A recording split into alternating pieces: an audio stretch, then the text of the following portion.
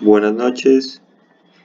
Eh, Hoy vengo a presentarles ahora sí la relatoría sobre el texto Seguridad, Territorio y Población de Michel Foucault.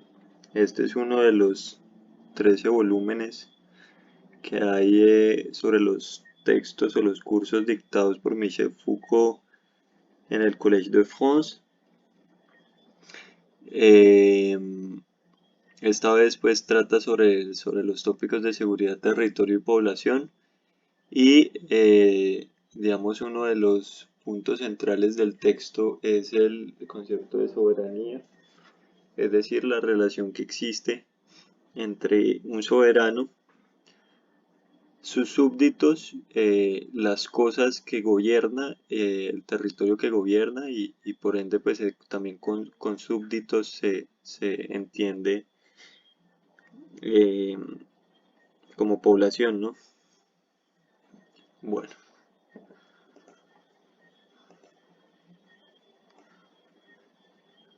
bueno, Michel Foucault, como ya mencionaron, o ya vieron mencionar también Ashley en esta ocasión, es uno de los grandes pensadores, digamos, de este análisis moderno de la sociedad. Fue un filósofo, historiador, sociólogo y psicólogo francés. Sin embargo, pues este no se considera filósofo, sino que se consideró siempre como un pensador, simplemente como un pensador. Eh, Nació en Poitiers en 1926 y murió en 1984 en París. Estudió en la École Normale Supérieure, que es como digamos uno de las instituciones educativas de alto nivel en Francia, donde van digamos los estudiantes más destacados y pues vivió gran parte de su juventud en Poitiers, que es una de las ciudades como al norte de Francia, que fue de hecho ocupada en la Segunda Guerra Mundial por los nazis. Bueno, su pensamiento, digamos, o su enfoque, eh, siempre lo quisieron tallar como postestructuralista. No obstante, él también como que rechaza esas asignaciones, pues, o esas categorizaciones y se considera como alguien que esboza o establece una ontología crítica sobre la sociedad moderna o sobre la modernidad. Bueno, primero mencionar que en el texto el poder evidentemente es un concepto clave, pero él comienza diciendo que el poder se debe analizar como, no como el poder como sustancia o como capacidad de algún individuo o de alguna institución, sino se debe analizar a través de un análisis, valga la redundancia, de los mecanismos de poder para poder, digamos, establecer como una teoría general de lo que es el poder. Em, el poder, digamos, busca de una u otra manera mantenerse, o sea, el poder mediante los mecanismos de poder busca es un mantenimiento del poder y aquí es donde entra también el concepto de soberanía que vamos a ver posteriormente. Foucault precisamente en el texto hace un análisis de lo que es la evolución del Estado durante el siglo XVII, digamos como el cambio que hay en el Estado a partir del siglo XVII y cómo este empieza a utilizar diversas formas de control y de regulación de su propia sociedad. Es decir, el gobierno empieza a utilizar mecanismos claves para, digamos, mantener ese poder y para también generar una utilidad. Pero bueno, esto lo vamos a ver con más detenimiento más adelante. Eh, Casi siempre durante todo el texto Foucault hace varias ilustraciones o ejemplos que por lo general hace casi siempre tres, cosa que me pareció muy organizada, pero me pareció a la vez también curioso. Y bueno, entonces surge la pregunta: ¿qué es la seguridad para Foucault? Ya que pues el texto se llama seguridad, eh, población y territorio y población. Entonces él da tres ejemplos, que la seguridad, digamos, se entiende también mediante los mecanismos de seguridad que implementa un gobierno o una sociedad misma para regularse y generar una especie de equilibrio global dentro de la misma sociedad. Pero para esto da tres ejemplos. El primero es la ley de prohibición. Una ley de prohibición, o sea, hay que imaginarse, digamos, una ley como el no matarás, que tiene, digamos, una fórmula sencilla. O sea, si usted mata, usted va a recibir un castigo de manera directa y ese castigo puede ser, por ejemplo, la horca o puede ser, por ejemplo, el suplicio, eh, que, digamos, va a crear va a tener como una estrategia correctiva en el sentido de que las personas van a ver lo que está sucediendo y van a decir, pues no debo matar eh, porque recibiré este castigo y también porque está mal.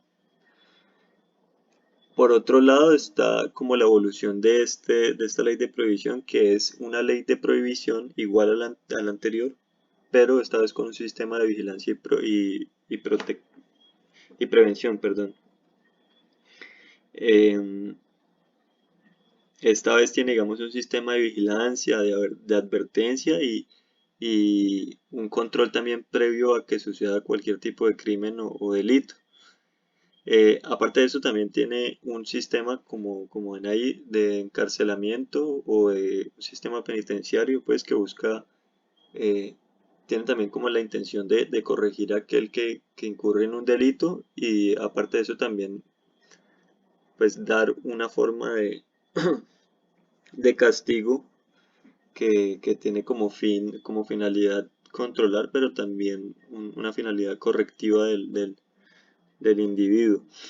Y por último, está otra que suma los ejemplos anteriores, que es el análisis del problema social. O sea, ya no es simplemente buscar castigar, sino que a la vez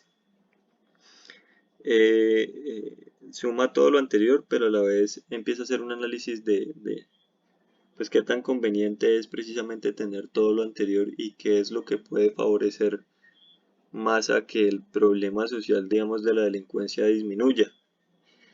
Entonces, hace una serie de cuestionamientos como digamos, por ejemplo, qué tan costoso es, si hay de pronto una verdadera reeducación mediante un sistema penitenciario, si realmente se pueden mantener unos niveles de delincuencia estables dentro de la sociedad, o si se debe penalizar simplemente de manera fuerte y ya, o si de pronto sale más caro volver más fuerte la condena o aflojar la condena. Entonces todo este tipo de cuestionamientos ya suscitan como una racionalidad referente a los mecanismos de la propia seguridad.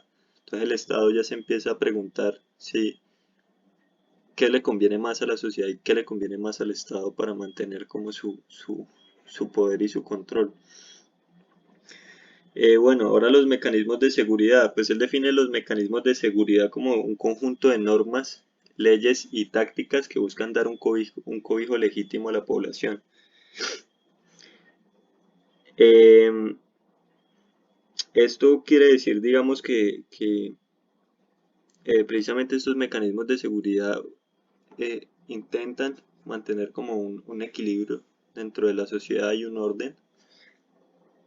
Y estos mecanismos de seguridad van, digamos, desde lo legal, o sea, como un conjunto de normas y leyes, como las tácticas de disciplina también o las técnicas de disciplina que comprende este conjunto de mecanismos. Foucault hace una aclaración y dice que no existe una era de la seguridad ni de lo legal. Pues se tiende a creer que, digamos, desde cierto punto, con medidas más policivas, se empieza como a tener más en cuenta la seguridad y no necesariamente es así. Digamos, los mecanismos de seguridad existen desde la antigüedad y esto no es algo meramente moderno. Ahora bien, las tecnologías disciplinarias. Las tecnologías disciplinarias hacen parte también como de este fin que es la seguridad, pero las tecnologías disciplinarias consisten precisamente en ejercer, digamos, o en implementar unas disciplinas dentro de la sociedad. Estas disciplinas también tienen como objetivo el equilibrio global de la sociedad y nacen a partir del siglo XVIII. Buscan, digamos, una efectividad o una eficacia de tratar el problema público, digamos, de la inseguridad o el desorden, y buscan implementar un orden. Estas tecnologías disciplinarias, pues ya vamos a ver que se pueden eh, ilustrar o ejemplificar a través de ciertas instituciones que ya vamos a ver.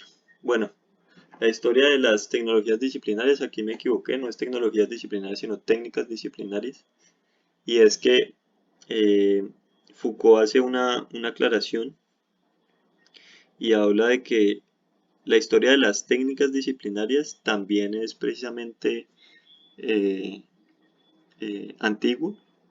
Sin embargo, estas instituciones que mencioné anteriormente son claves para entender el concepto de la disciplina.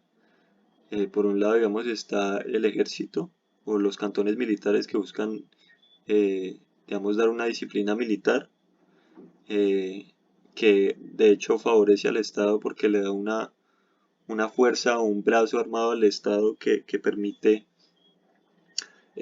defenderse de otros estados o en caso tal también atacar otros estados de manera estratégica. Y por otro lado está, digamos, los hospitales psiquiátricos que en el texto, digamos, de Foucault, que es muy importante, referente a la normalidad y la normalidad y al tema de las disciplinas, que es historia de la locura.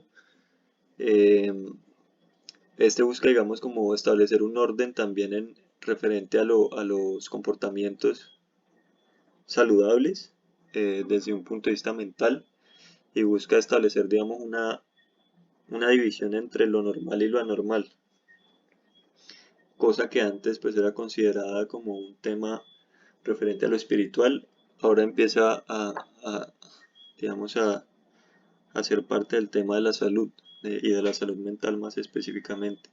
Y está evidentemente las escuelas, que es otro tipo de disciplina, de institución disciplinadora, por decirlo así, o disciplinaria, perdón, que busca precisamente poner en unas disciplinas, en una multiplicidad de disciplinas, a los estudiantes para que estos puedan desempeñar roles y también para enseñarle comportamientos o reglas o una normatividad desde temprana edad.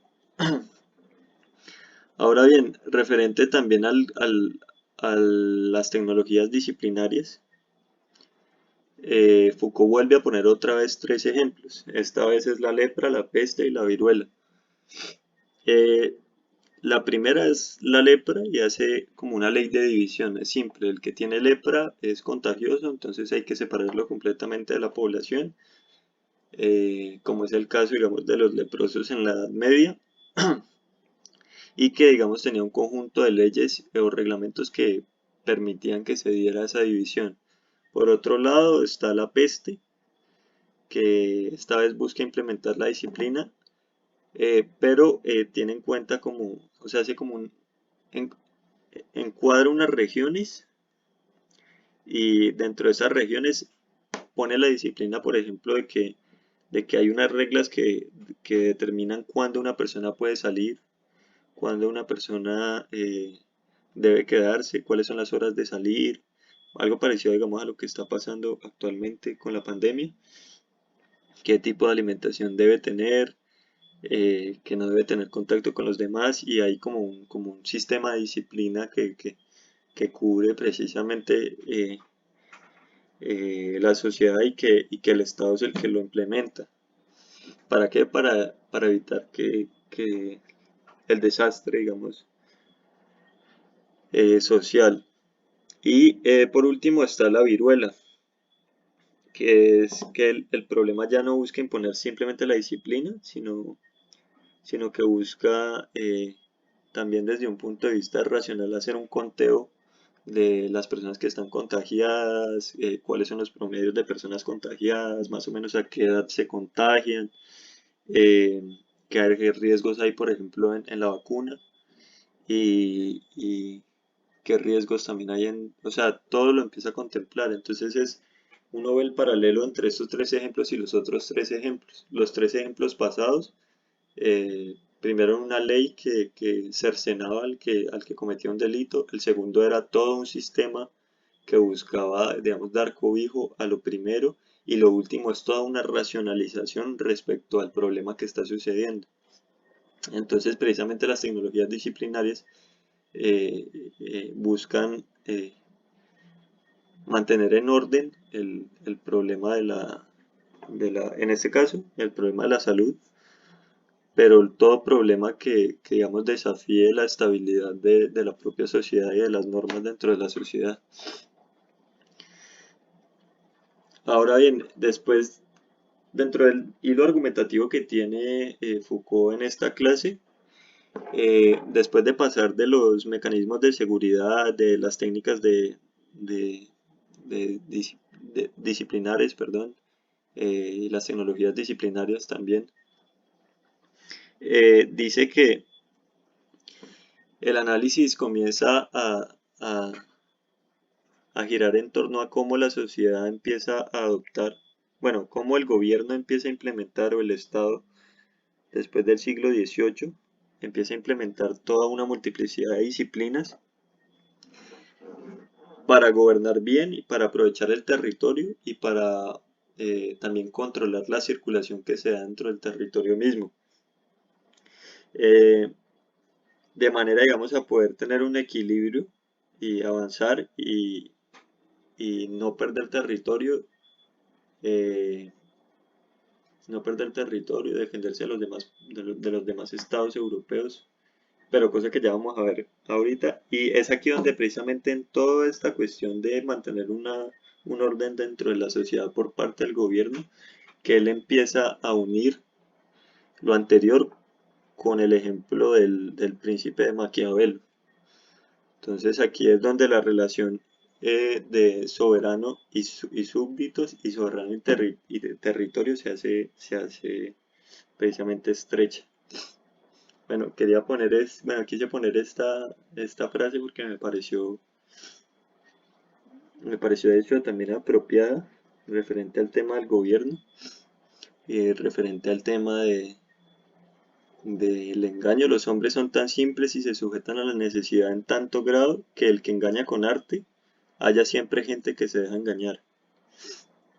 Y es precisamente eh,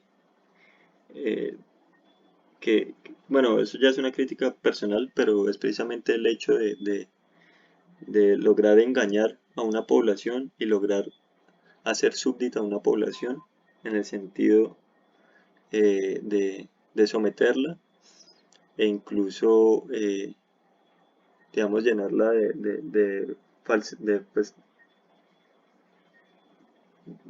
de verdades a medias o de falsedades, pues. Pero esto no es referente al tema, sino ya es una crítica como referente a la actualidad. Bueno, Maquiavelo, ¿por qué llega Maquiavelo? Eh, Como bien saben, pues Maquiavelo es un príncipe, pues que es un príncipe. Maquiavelo toca el tema del príncipe y habla sobre cómo debe ser el buen gobierno de un príncipe y cómo debe ser su relación con los súbditos. Pero él toca el tema del príncipe Maquiavelo para hacer un análisis, digamos, del concepto de soberanía. Entonces, Maquiavelo pues menciona que el príncipe recibe su principado por, por conquista o por herencia, y el lazo que une precisamente al principado es de violencia, que lo une al principado es de violencia o de tradición. Bueno, Maquiavelo, eh, Foucault menciona que Maquiavelo reaparece a principios del siglo XIX y que a pesar de ser un pensamiento muy de avanzada, tiene una crítica demasiado fuerte por diferentes autores, en especial por los autores jesuitas. Aquí aquí precisamente pues menciona uno de los autores que van en contra de él. Foucault menciona a Ambrogio Politi, que hace una serie de libros que considera, eh, que menciona a Maquiavelo y al príncipe precisamente en un texto que se llama Libros que un cristiano debe detestar. Está Guillaume de la Perrière, que habla del buen gobierno y el gobierno de las cosas. Eh, Innocent Chantillet, hace un texto que se llama Discurso de Estado sobre los medios de un buen gobernante contra Maquiavelo. Y está la Lamotte-Levalle, que habla de tres tipos de gobiernos que ya vamos a ver posteriormente, entre los cuales destaca el moral, el económico y el político. Aquí me equivoqué. Bueno, hay que mencionar cosa que no mencioné, pero que es clave, es que precisamente uno de los objetivos del príncipe referente a su principado y a defender su principado es precisamente eso, defender el principado. O sea, su soberanía se da con el fin necesario de mantenerla, o sea, de mantenerla en el tiempo y de no perder, digamos, su principado ante la amenaza constante de otros príncipes. Bueno, ¿por qué él retoma todos estos autores? Porque precisamente hace un análisis de los autores antimaquiavelistas en base también a Maquiavelo, pero hace un análisis de estos para tocar temas que me parece, bueno, en mi opinión me parecen eh, demasiado importantes a pesar de que sean antimaquiavelistas y que a pesar de que ellos intentaron como censurar o poner o desvirtuar los planteamientos de Maquiavelo, son útiles para entender como la modernidad. Entonces precisamente él hace como un barrido de estos autores y destaca el autor, digamos, de Lamotte-Levalle, que es que no tengo claro si es un autor o si es un texto, pero bueno, destaca las ideas de Lamotte-Levalle, que es que hay tres formas de gobierno, que es la moral, la política, la económica y la política. La moral, él la define como aquello que es referente al gobierno de sí mismo, es decir, yo me gobierno a mí mismo, por lo tanto sé tomar decisiones que me convengan a mí y que no me signifiquen un riesgo. La económica, que es el gobierno de la familia por parte del padre de la familia, que hace referencia a yo gobierno mi familia y sé cómo darle de comer a mi familia y sé cómo mantener bien a mi familia. Y por último la política, que ya es en una escala mayor, que es el gobierno del Estado. Y eh, hace, digamos, la aclaración de que hay dos tipos de continuidades, que es precisamente cómo se dan estas tres formas de gobiernos, cuál va primero que cuál, ¿sí? De la manera ascendente y de la manera descendente. De la manera ascendente digamos, el silogismo funciona de la manera de esta manera, perdón. Si el que gobierna el Estado se sabe gobernar a sí mismo y luego a su familia, va a saber gobernar el Estado bien. Es decir, primero debo gobernarme a mí mismo, luego gobierno a mi familia y luego gobierno al Estado. Y la descendente es precisamente todo lo contrario, que cuando un Estado está bien gobernado, o sea, cuando se gobierna bien un Estado, cuando hay un gobierno político, eh, una forma de gobierno política efectiva, entonces esto desencadena que los padres de las familias sepan gobernar bien a sus familias y su economía, y así el individuo también en lo personal se le va a educar para que sepa gobernarse a sí mismo, con todo este ejemplo.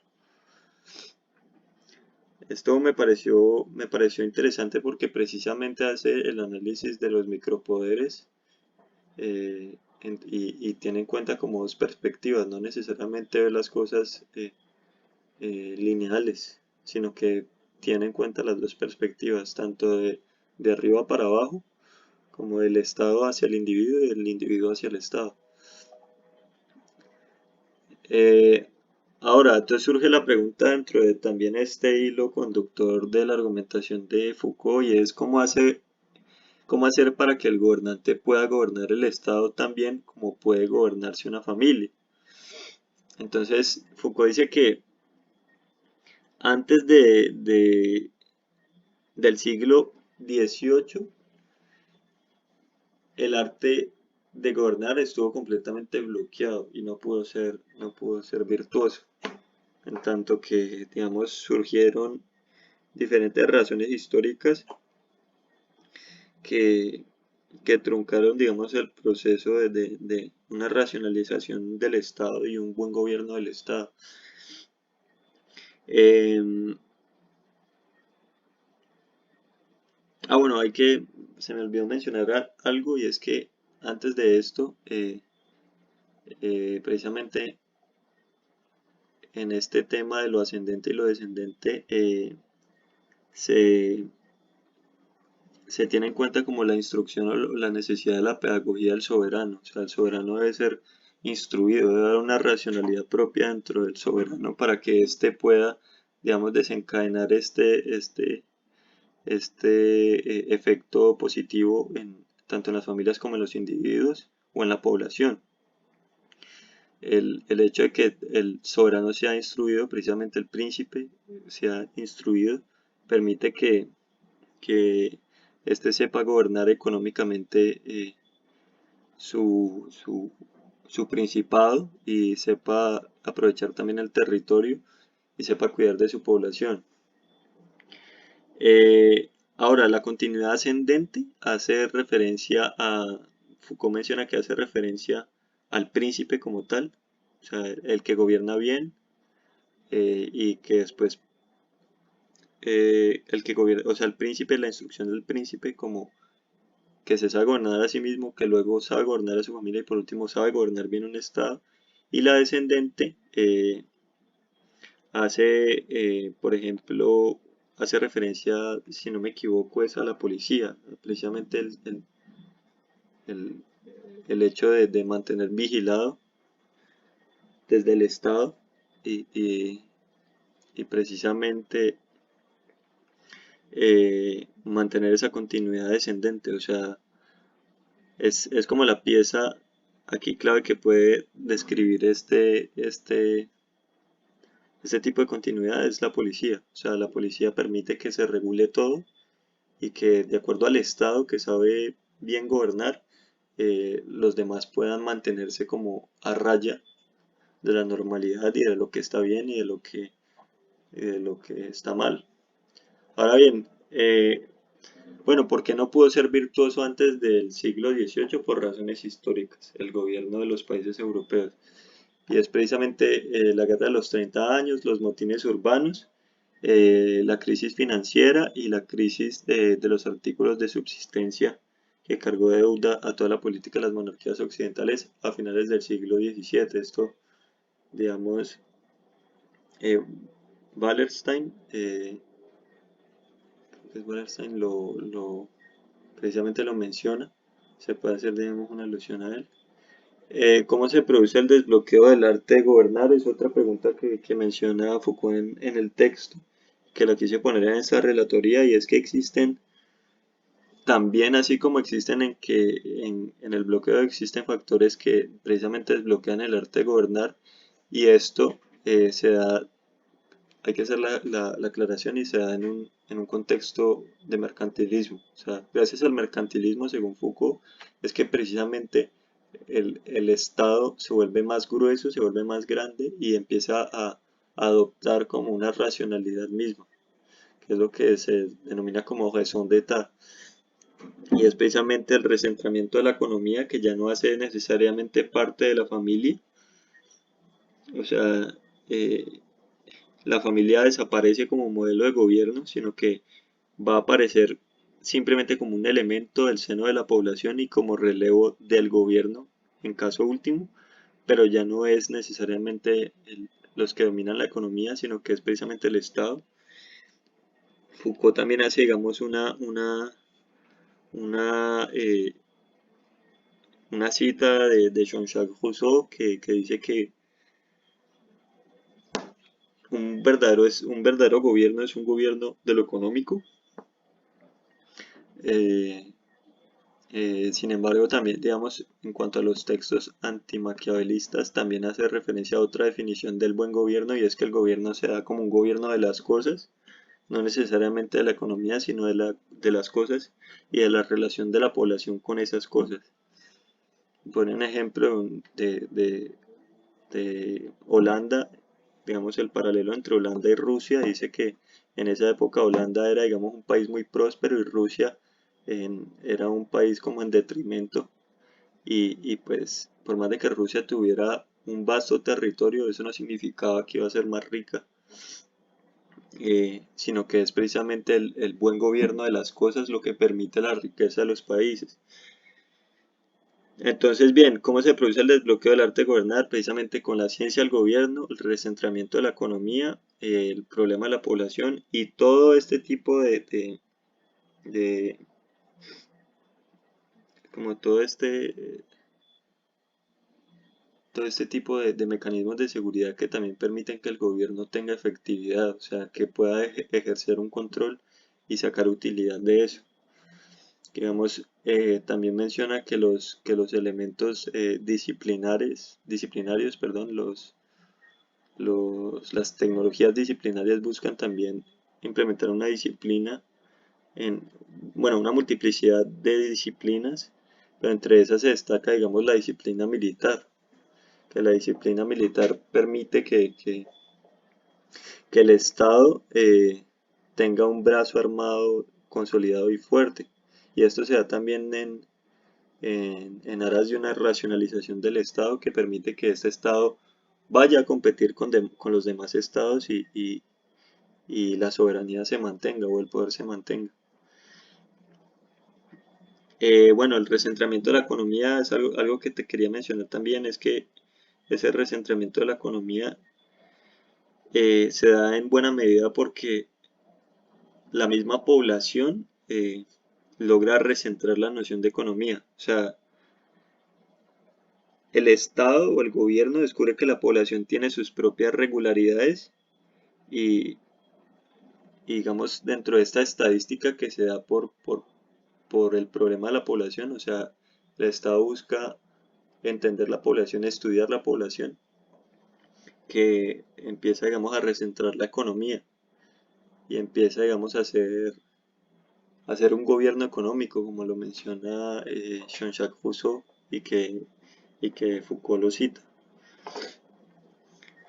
En cuanto a la gubernamentalidad que nace precisamente de la raison d'etat, bueno, aquí menciono como tres características que me parecieron fundamentales, que es la conducción cada vez más notable de un conjunto grande de individuos en el ejercicio del poder soberano, es decir, digamos una burocracia más grande sí, o un estado que tiene en cuenta, digamos, un número más grande de personas. Otra cosa que me parece fundamental es que precisamente la raison d'etat hace que el Estado sea un Estado competitivo con los demás Estados europeos. Es decir, el Estado eh, tiene como objetivo mantener internamente el orden y utilizar en buena medida la población para lograr fines de poder. O sea, las relaciones, el Estado inteligentemente o de manera racional administra o gobierna las relaciones de poder que hay dentro de su mismo territorio, para que esto precisamente lo convierta frente a otros estados en un estado fuerte. Y por último, que la policía garantiza el orden interno dentro del estado, asimismo, o sea, se genera un orden, se atribuyen a la población se atribuyen papeles normativos y de normalización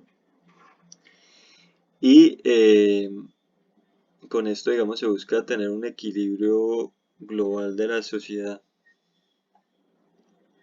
Y bueno, como conclusiones, el arte de gobernar se desbloquea después del siglo XVII con la aparición de la raison d'etat, con, digamos, unos países mucho más fuertes, burocráticamente más fuertes, que se nutrieron de una u otra manera el mercantilismo, de ese sistema mercantilista que trajo mucha riqueza para ciertos países.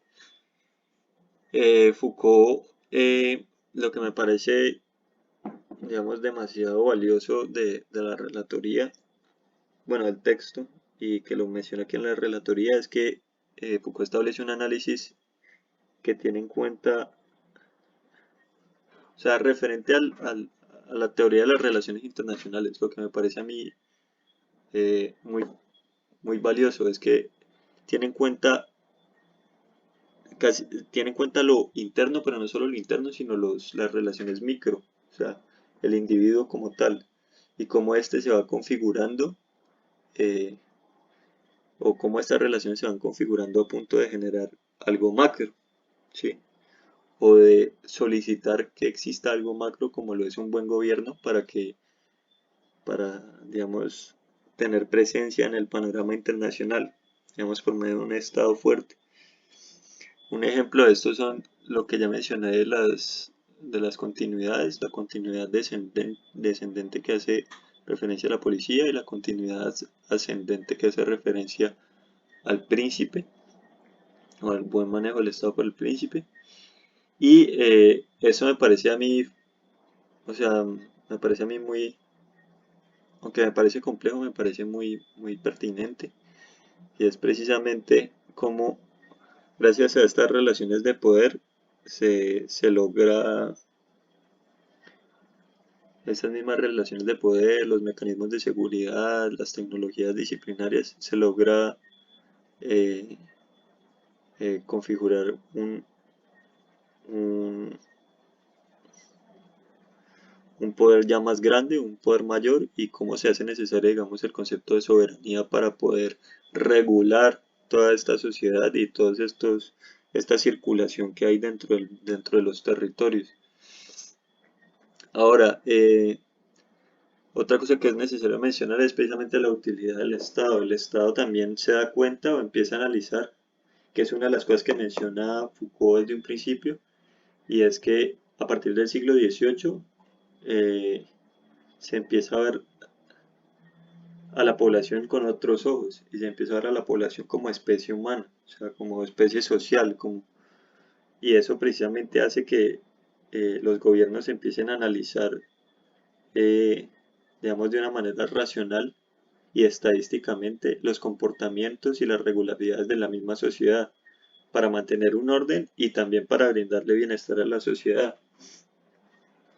Entonces, bueno, finalmente eh, es interesante, digamos, en la perspectiva que plantea Foucault, de acuerdo a esa modernidad o ese cambio que hay en las dinámicas estatales, donde ya el Estado se empieza a pensar de una manera muy diferente y empieza, digamos, a tener una ciencia misma del gobierno, eh, para generar más y más utilidad para precisamente este mismo Estado o este mismo gobierno.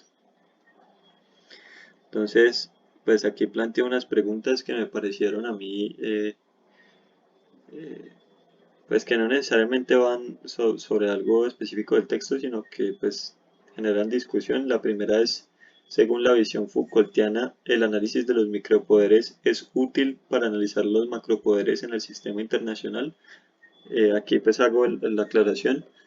El análisis de los micropoderes me refiero como a ese tejido social dentro del cual hay relaciones de poderes y, y sigamos, se puede, así con la misma lupa que se analiza esto, eso nos puede encaminar a analizar los macropoderes en el sistema internacional. Ahora, otra pregunta que más o menos se desprende de lo primero es, ¿existe actualmente en el panorama internacional países soberanos y países súbditos? Eh, Evidentemente, pues se diría que no, pero se me hace que el hecho de que hay ciertos países que ejercen una soberanía a nivel mundial, eh, digamos, o sea, pone en duda si realmente hay solo países soberanos en el mundo. Y el último es la Interpol, que es, digamos, una policía internacional, eh, refleja el mantenimiento de una soberanía mundial moderna verdaderamente o no. Y bueno, esto es todo. Muchas gracias y me excuso por no haber podido presentar eh, esta tarde, sino que casi siempre hay problemas de conexión y no sé por qué con esta clase precisamente es que siempre se arma el problema. Entonces muchas gracias y espero que vean el video y que les guste.